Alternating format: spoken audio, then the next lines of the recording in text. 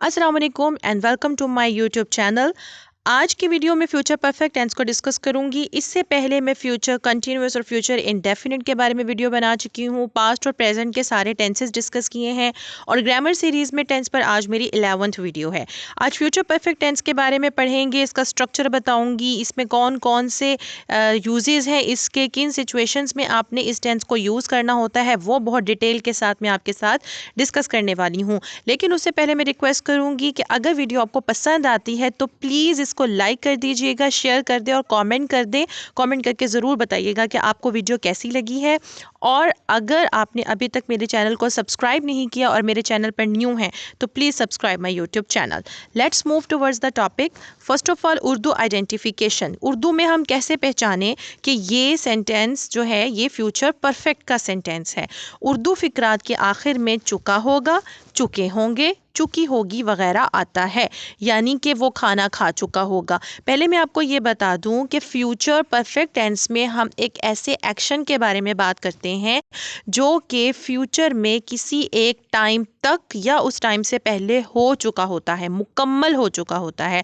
आपको पता है कि परफेक्ट टेंस में हम उस एक्शन के बारे में बात करते हैं जो मुकम्मल हो चुका होता है। तो फ्यूचर परफेक्ट टेंस में हम एक ऐसे एक्शन के बारे में बात करेंगे जो फ्यूचर में एक टाइम तक या उस टाइम से पहले हो चुका होगा।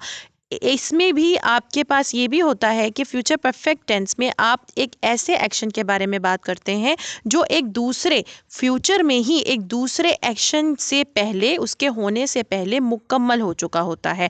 इस यूज़ के बारे में भी मैं आपको बहुत ही डिटेल के साथ बताऊंगी कि कैसे, और ये भी बताऊंगी कि हम कौन कौन से टेंसेस का फिर कॉम्बिनेशन यूज़ करते हैं फ्यूचर परफेक्ट। अगर इस तरह का कोई सिचुएशन आए जिसमें दो एक्शन हो फ्यूचर के, तो हमने फ्यूचर परफेक्ट के साथ और कौन सा टेंस लगाना है वो भी मैं आपको बताऊंगी। लेकिन सबसे पहले मैं आपको ये बता दूं कि इसकी उर्दू आइडेंटिफिकेशन क्या है, इसका स्ट्रक्चर, इसके हेल्पिंग वर्ब्स और वर्ब क्या है। फिर इंशाल्लाह मैं आपको ये बताऊंगी कि इसके यूजेस कौन कौन से हैं। तो इस तरह से आइए इसकी पहचान की तरफ कि फ्यूचर में जब एक टाइम पर एक काम मुकम्मल हो चुका होगा, क्योंकि ये उसके बारे में बताता है, तो इसलिए उर्दू फिक्रात के आखिर में चुका होगा, चुके होंगे, चुकी होगी आता है। यानी वो खाना खा चुका होगा, वो खेल चुके होंगे, वो सो चुकी होगी, यानी काम मुकम्मल हो चुका होगा। तो इस तरह के जो अल्फाज हैं वो इसकी उर्दू में पहचान है। आगे चलते हैं कि इसका स्ट्रक्चर क्या है, इसमें कौन से हेल्पिंग वर्ब और वर्ब यूज़ होते हैं। सबसे पहले पॉजिटिव सेंटेंसेस। पॉजिटिव सेंटेंसेस का स्ट्रक्चर वही जैसे बाकी सेंटेंसेस का स्ट्रक्चर होता है। पहले सब्जेक्ट यानी काम करने वाला, इसके हेल्पिंग वर्ब आएंगे, फिर उसके बाद वर्ब और फिर ऑब्जेक्ट आएगा। अब बताना ये है कि इसके हेल्पिंग वर्ब कौन कौन से हैं। इसके हेल्पिंग वर्ब हैं will have and shall have. ये हेल्पिंग वर्ब इसमें यूज़ होता है। विल और शैल का जो यूज़ है वो मैंने अपनी पिछली वीडियोज़ में बहुत डिटेल से आपको बताया हुआ है। अगर आप उसके बारे में जानना चाहते हैं, वीडियो आप मिस कर चुके हैं, तो मैं नीचे डिस्क्रिप्शन में लिंक छोड़ दूंगी, आप जाकर उस वीडियो को बहुत डिटेल से देख लें, जिसमें मैंने फ्यूचर इंडेफिनिट टेंस है, फ्यूचर इंडेफिनिट टेंस में मैंने बहुत डिटेल से बताया है विल शैल का इस्तेमाल। लेकिन आज मैं अभी इसके बारे में बात नहीं कर रही, मैं आपको ये बताऊंगी कि इसका पूरा स्ट्रक्चर क्या है। वर्ब की इसमें आप थर्ड फॉर्म यूज़ करते हैं, ठीक है, और फिर उसके बाद ऑब्जेक्ट आ जाएगा। एग्जाम्पल देखें, the girls will have played tennis by then। Girls यहाँ पे सब्जेक्ट है, will have यहाँ हेल्पिंग वर्ब है, played यहाँ वर्ब है और ये वर्ब की थर्ड फॉर्म है, टेनिस यहाँ ऑब्जेक्ट है, ठीक है। by then तब तक, यानी कि फ्यूचर, मैंने अभी आपको बताया ना कि फ्यूचर में एक वक्त तक या उस वक्त से पहले वो काम मुकम्मल हो चुका होता है। ऐसे एक्शन के बारे में बात करने के लिए हम इस टेंस को यूज़ करते हैं। तो बाय देन से यहाँ पता चल रहा है कि उस वक्त, यानी उस वक्त लड़कियां टेनिस खेल चुकी होंगी। तो यहाँ पे ये इसका पॉजिटिव सेंटेंस का स्ट्रक्चर।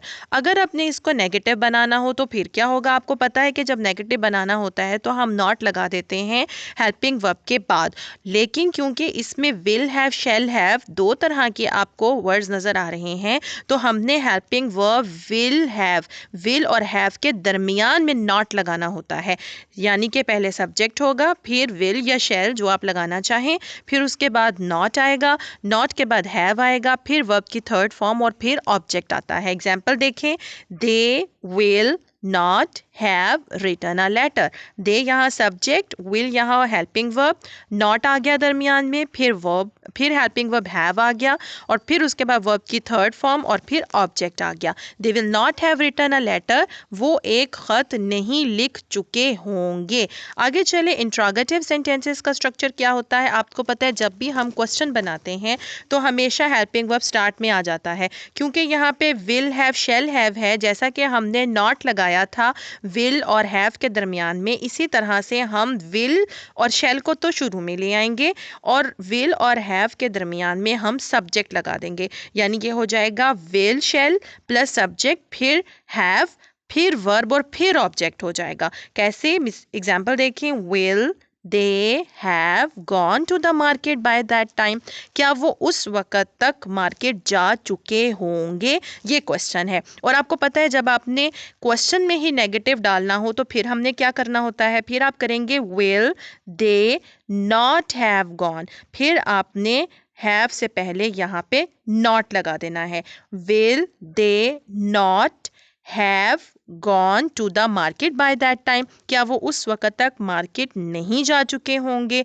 और अगर आपने WH क्वेश्चन वर्ड के साथ क्वेश्चन पूछना है तो वो बहुत इजी है. आपने विल से भी पहले WH क्वेश्चन वर्ड लगा देने होते हैं. ठीक है, वाई विल दे और व्हेन विल दे, इस तरह से आपने WH क्वेश्चन वर्ड के साथ क्वेश्चन पूछना होता है. यानी आपने हेल्पिंग वर्ब से, विल से भी पहले आपने WH क्वेश्चन वर्ड लगाना होता है.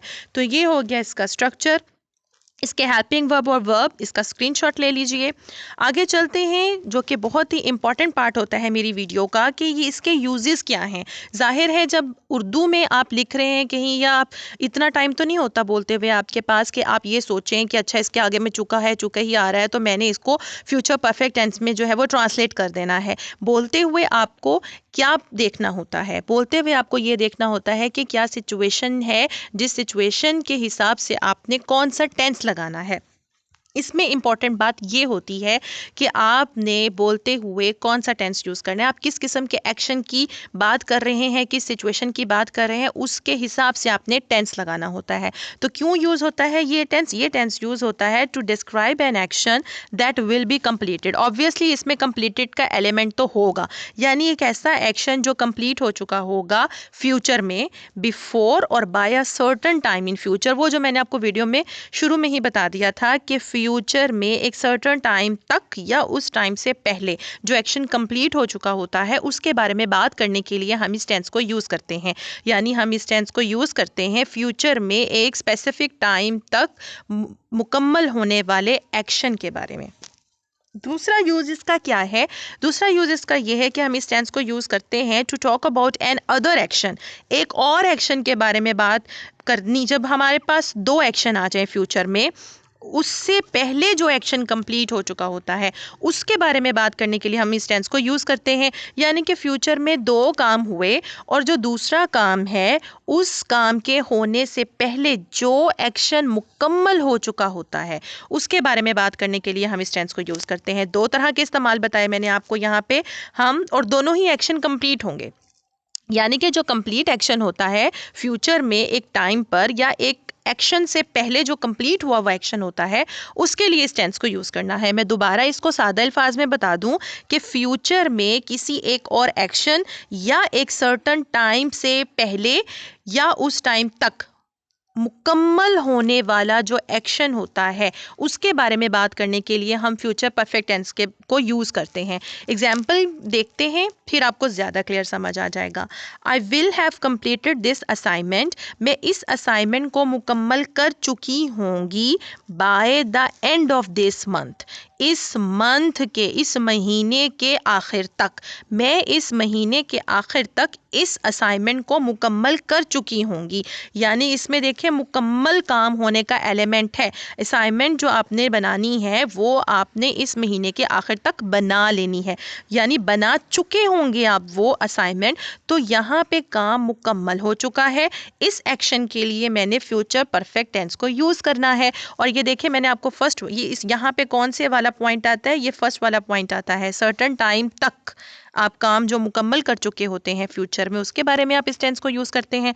तो यहाँ वो सर्टन टाइम क्या है, by the end of this month, इस महीने के आखिर तक। तो ये वो सर्टन टाइम है, यानी कि आप फ्यूचर में एक सर्टन टाइम से पहले जो है एक काम मुकम्मल कर चुके होंगे। तो वो जो मुकम्मल हो चुका होगा काम, उसके लिए आपने फ्यूचर परफेक्ट टेंस यूज करना है। दूसरा देखें, we will have arrived at airport by 10 o'clock, यानी कि हम एयरपोर्ट जो है वो कब पहुंच चुके होंगे, 10 बजे तक पहुंच चुके होंगे। बाय का मतलब यहाँ पे क्या आ रहा है, तक, यानी 10 बजे तक हम एयरपोर्ट पहुंच चुके होंगे। अब यहाँ पे भी आप देखें, यहाँ पे भी ये फर्स्ट वाला पॉइंट जो है उसको यहाँ पे डिस्कस किया जा रहा है। We will have arrived at airport, हम एयरपोर्ट पर पहुंच चुके होंगे, यानी कि वहाँ पे ये काम, कौन सा काम मुकम्मल हो रहा है यहाँ पे, आपका एयरपोर्ट पर पहुंचना। इसके लिए मैंने फ्यूचर परफेक्ट टेंस लगा दिया। और ये दूसरी वाली बात, सर्टन टाइम से पहले फ्यूचर में आप कोई काम मुकम्मल करते हैं ना, तो वो सर्टन टाइम यहाँ क्या है, बाय 10 o'clock। अगली देखें, She will have left by tomorrow morning. She will have left, वो जो है वो जा निकल चुकी होगी, by tomorrow morning, कल सुबह तक। अब यहाँ पे भी ये फर्स्ट वाला जो मैंने आपको इसका यूज़ बताया है वो यहाँ पे अप्लाई हो रहा है, by tomorrow morning, कल सुबह तक। शी विल हैव लेफ्ट, वो जा चुकी होगी।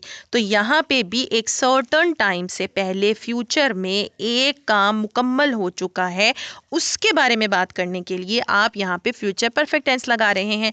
आगे देखें, will they have completed the work by this evening. Will they have completed, क्या वो मुकम्मल कर चुके होंगे, द वर्क, ये काम, बाय दिस इवनिंग, इस शाम तक, यानी आज शाम तक। यानी आज शाम तक क्या वो ये काम मुकम्मल कर चुके होंगे। यहाँ पे क्वेश्चन किया जा रहा है। आप देखें, विल पहले आ गया, फिर हैव, दे आ गया, फिर हैव आया। विल और हैव के दरमियान में मैंने सब्जेक्ट लगा दिया, फिर वर्ब की थर्ड फॉर्म आ गई और फिर ऑब्जेक्ट आ गया। Will they have completed the work by this evening, क्या वो इस शाम तक काम मुकम्मल कर चुके होंगे। तो यहाँ पे भी बाय दिस इवनिंग ये वाला सर्टन टाइम है, यानी फ्यूचर में एक सर्टन टाइम से पहले एक काम मुकम्मल होगा और उस मुकम्मल होने वाले एक्शन के बारे में हमने फ्यूचर परफेक्ट टेंस को लगाना है। आगे देखें, Sara will have written a letter before you go to meet her. अब यहाँ पे कौन से वाली, मैंने आपको जो इसके टू यहाँ पे यूजेस बताए हैं, यहाँ पर कौन से वाला अप्लाई हो रहा है, यहाँ पे सेकंड वाला अप्लाई हो रहा है। Sara will have written a letter, Sara एक खत लिख चुकी होगी, before you go to meet her, तुम्हारे उसको मिलने जाने से पहले, यानी कि तुम उसे मिलने जाओगे उससे पहले वो ख़त लिख चुकी होगी। तो यहाँ दो एक्शन हो रहे हैं, एक है सारा का ख़त लिखना और एक है आपका उसको मिलने जाना। दो तरह के एक्शन हो रहे हैं। तो इसमें आपने क्या करना है कि जो एक्शन मुकम्मल हो रहा है, ठीक है, पहले मुकम्मल हो चुका, पहले वाले एक्शन के लिए आपने फ्यूचर परफेक्ट लगा देना है, और जो एक्शन बाद में होगा उसके लिए आपने फ्यूचर इंडेफिनेट यानी सिंपल प्रेजेंट इंडेफिनेट यानी सिंपल प्रेजेंट टेंस लगा देना है। दो एक्शन हुए फ्यूचर में, एक एक्शन पहले हुआ और मुकम्मल हो गया और दूसरा एक्शन बाद में हुआ। तो बाद में होने वाले के लिए आपने सिंपल प्रेजेंट लगाना है, और जो मुकम्मल हो चुका होगा फ्यूचर में एक्शन, उसके लिए आपने फ्यूचर परफेक्ट लगाना है। Sara will have written a letter before you go to meet her, तुम जब उसे मिलने जाओगे, तुम्हारे उसे मिलने जाने से पहले सारा खत लिख चुकी होगी। उर्दू में तो दोनों में आप फ्यूचर बोलेंगे, लेकिन लिखते हुए आपने एक को फ्यूचर परफेक्ट में और दूसरे को आपने सिंपल प्रेजेंट में बोलना है। आगे देखें, the train will have left when you arrive. यहाँ पे भी आप देखें, यहाँ पे भी एक एक्शन नहीं है, दो एक्शन है। यहाँ पे भी सेकंड वाला पॉइंट मैं आपको बता रही हूँ। The train will have left, train जो है वो जा चुकी होगी, व्हेन यू अराइव, जब तुम पहुँचोगे, यानी जब तुम पहुंचोगे तब ट्रेन जा चुकी होगी। दो एक्शन हुए, तो जो काम मुकम्मल हो गया यानी ट्रेन चली गई, ठीक है, और वो पहले हुआ, जो पहले काम हुआ उसके लिए मैंने फ्यूचर परफेक्ट लगा दिया, और जो बाद में हुआ उसके लिए मैंने सिंपल प्रेजेंट लगा दिया। तो आपने इसका भी अगर स्क्रीनशॉट लेना चाहते हैं तो ले लीजिए कि हमने इस टेंस को क्यों यूज़ करना है। इस टेंस को हमने यूज़ करना है दो कामों के लिए। एक तो हमने उस एक्शन को डिस्कस करना है जो कंप्लीट हो चुका होगा फ्यूचर में एक सर्टेन टाइम से पहले, और दूसरा हमने इसमें उस एक्शन को डिस्कस करना है जो कंप्लीट हो चुका होगा फ्यूचर में एक और एक्शन या इवेंट से पहले। यानी दो तरह की बातें हैं यहाँ पे। हमने एक ऐसे एक्शन, एक बात तो कॉमन है दोनों में कि वो एक्शन कंप्लीट हो चुका होगा जिसके बारे में बात करने के लिए हमने फ्यूचर परफेक्ट टेंस यूज़ करना है। यानी फ्यूचर में जो काम मुकम्मल हो चुका होगा उसके लिए हमने फ्यूचर परफेक्ट टेंस लगाना है। लेकिन किस तरह, दो तरह की क्या सिचुएशंस हैं कि हमने एक ऐसे एक्शन, जो काम मुकम्मल हो चुका होगा फ्यूचर में एक सर्टेन टाइम से पहले, उसके लिए हमने फ्यूचर परफेक्ट टेंस लगाना है, और जो काम मुकम्मल हो चुका होगा फ्यूचर में एक और एक्शन और एक और इवेंट से पहले, उसके लिए हमने फ्यूचर परफेक्ट टेंस लगाना है। बार बार मैं रिपीट कर रही हूँ ताकि आपको क्लियर हो जाए। आगे चलिए, क्योंकि यहाँ पे मैंने आपको ये बताया कि आपने जब टू एक्शंस डिस्कस करने हैं फ्यूचर में, तो फिर उसमें आपने इस टेंस को कैसे यूज़ करना है। तो आगे मैं आपको इसको और एग्जाम्पल्स के ज़रिए समझा देती हूँ कि मैंने आपको ये बताया कि जो काम मुकम्मल हो चुका होगा और पहले हुआ होगा उसके लिए तो आपने फ्यूचर परफेक्ट लगाना है, और जो बाद वाला एक्शन होगा उसके लिए आपने सिंपल प्रेजेंट टेंस लगाना है। सिंपल प्रेजेंट, फ्यूचर परफेक्ट तो मैंने आज ही डिस्कस किया है। सिंपल प्रेजेंट को अगर आप मिस कर चुके हैं मेरी वीडियो, इस पर मैंने बहुत डिटेल से वीडियो बनाई है।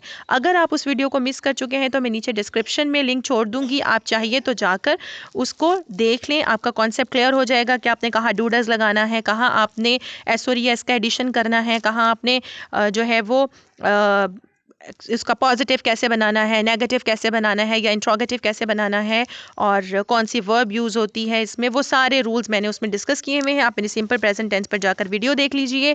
यहाँ पे मैं आपको ये बताती हूँ कि हमने इन दोनों को कैसे कंबाइंड यूज़ करना है। अच्छा, इसमें एक चीज़ और देखिएगा कि जब आपने इन कॉम्बिनेशन को यूज़ करना है तो दो एक्शन हो रहे होंगे, तो जाहिर है एक एक्शन बाद में और एक एक्शन पहले मुकम्मल हो चुका, तो आपने before, when, bye the time, इस तरह के वाले वर्ड्स यूज़ करने हैं जिससे पता चले कि उस काम से पहले या जब तुम आए, बाय द टाइम, उस वक्त तक। तो इस तरह के वर्ड्स हमने इसमें यूज़ करने हैं। मैंने नीचे यूज़ किए हुए, मैं आपको एग्जांपल्स के थ्रू बता देती हूँ। The children will have reached school, बच्चे स्कूल पहुंच चुके होंगे before the match begins, match शुरू होने से पहले। दो एक्शन है यहाँ पे, एक बच्चों का स्कूल पहुंचना, एक मैच का शुरू होना। मैच का शुरू होना बाद में हुआ, बच्चों का स्कूल में पहुंचना पहले हुआ, तो उसके लिए मैंने यहाँ पे फ्यूचर परफेक्ट टेंस लगाया है, विल हैव और वर्ब की थर्ड फॉर्म यूज की है। The children will have reached school before the match begins. Match के यानी दोनों काम फ्यूचर के ही हैं, फ्यूचर में ही हो रहे हैं, लेकिन यहाँ पे एक काम वो जो थोड़ी देर बाद हुआ और एक काम जो थोड़ी देर पहले मुकम्मल हो गया, यानी बच्चों का पहुँचना पहले हुआ और वो काम एक मुकम्मल है, परफेक्शन का एलिमेंट है उसमें, कंप्लीटनेस का एलिमेंट है। तो जो काम कंप्लीट हो चुका उसके लिए हमने फ्यूचर परफेक्ट लगा दिया। नेक्स्ट देखें, the baby will not have slapped, बच्चा नहीं सोया होगा या नहीं सो चुका होगा, होगा वगैरह भी इसमें हम बोलते हैं। When the father comes home, जब बाप घर आया होगा या जब बाप जो है वो घर पहुंचा होगा, तो बच्चा नहीं सो चुका होगा। यानी ये भी दोनों फ्यूचर के हैं। उर्दू में तो मैं इसको दोनों फ्यूचर लगा रही हूँ कि जब बच्चा घर आया होगा तो जब फादर घर आया होगा तो बच्चा नहीं सो चुका होगा। उर्दू में तो मैं दोनों में गागा लगा रही हूँ, लेकिन जब आपने राइट करना है तो जो काम कंप्लीट हो चुका है और जो काम जो है वो पहले हुआ उसके लिए हमने फ्यूचर परफेक्ट लगाना है, और जो काम बाद में हुआ उसके लिए हमने सिंपल प्रेजेंट लगाना है। The baby will not have slept when the father comes home, और ये देखें यहाँ मैंने बिफोर लगाया, यहाँ मैंने व्हेन लगाया, इन दोनों के दरमियान में। आगे देखिए, we will have watch cartoons by the time you get home, यहाँ पे भी टू एक्शन है, एक कार्टून का देखना और एक आपका घर आना। तो जो कार्टून का देखना था वो काम मुकम्मल हो चुका है, पहले हुआ,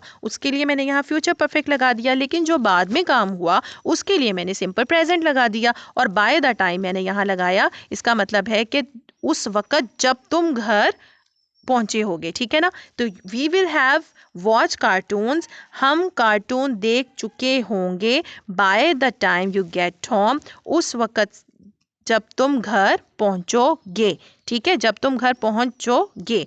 दो तरह के एक्शन हो गए, एक के लिए मैंने फ्यूचर परफेक्ट और दूसरे के लिए मैंने सिंपल प्रेजेंट लगा दिया, क्योंकि ये एक्शन मुकम्मल हो चुका था, ये बाद में हुआ। बाय द टाइम, उस वक्त यू गेट होम, तुम घर पहुंचोगे। ठीक है, जब तुम घर पहुंचोगे तो हम कार्टून देख चुके होंगे। तो ये है फ्यूचर परफेक्ट और सिंपल प्रेजेंट टेंस का कॉम्बिनेशन जो हम इसमें यूज करते हैं। अगर आपको वीडियो पसंद आई हो तो लाइक ज़रूर कीजिएगा, शेयर ज़रूर कीजिएगा ताकि बाकी लोग भी वीडियो देख सकें। और अगर मेरे चैनल पर न्यू है तो please subscribe my YouTube channel and ask others to subscribe. Next इंशाल्लाह फ्यूचर परफेक्ट कॉन्टिन्यूअस पे वीडियो बनाऊंगी। वीडियो पसंद आती है तो प्लीज़ लाइक करना बिल्कुल मत भूलिएगा और अच्छे अच्छे से कमेंट करें। कमेंट में मुझे बताएं कि क्या आपको फ्यूचर परफेक्ट टेंस क्लियर हो गया है। टेक केयर, अल्लाह हाफिज़।